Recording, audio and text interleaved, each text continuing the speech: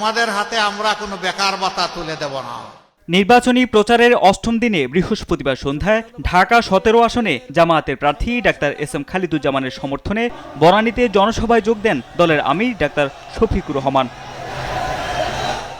এ সময় ক্ষমতায় গেলে দেশ থেকে লুট হওয়া অর্থ ফিরিয়ে এনে রাষ্ট্রীয় কোষাগারে জমা দেওয়ার প্রতিশ্রুতি দেন জামাত আমির। বলেন, ভাতা নয়, প্রশিক্ষণ দিয়ে যুবকদের হাতে কর্মসংস্থান তুলে দেবে জামাত। ব্যবসায়ীরা ব্যবসা করবেন নিরাপদে, কোনো টেলিফোন এসে তাকে হুমকি ধমকি দিতে পারবে না।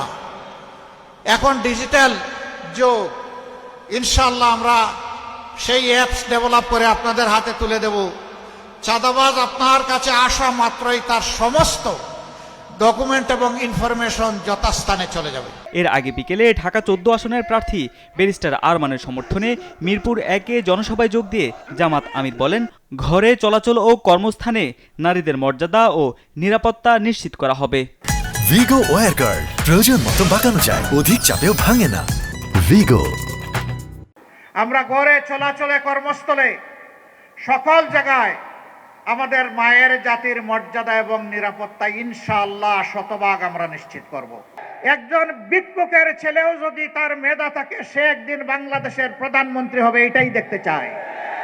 সকালে কারণ বাজারে জনসভা করেন জামাত আমির। এ সময় দাঁড়িপাল্লায় ভোট চেয়ে তিনি বলেন, ক্ষমতায় গেলে দুর্নীতি, চাঁদাবাজি প্রতিহত করা হবে। কেউ ভোট চুরির চেষ্টা করলে প্রতিহতের হুঁশিয়ারিও দেন তিনি। আমরা আশাবাদী 13 তারিখ থেকে বাংলাদেশের চিত্র পাল্টে যাবে ইনশাআল্লাহ।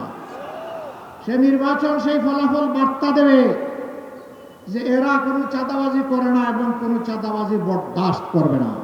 এছাড়াও ব্যবসায়ী প্রতিনিধিদের সঙ্গে বৈঠক করেন জামাত আমির। এ সময় তিনি বলেন, ব্যবসায়ীদের পাহারাদারের ভূমিকা পালন করবে জামাত। সৎ ব্যবসায়ী যারা, তারা আশ্রয় পাবেন। তারেক মাহমুদ সুজন, দেশ টিভি, ঢাকা।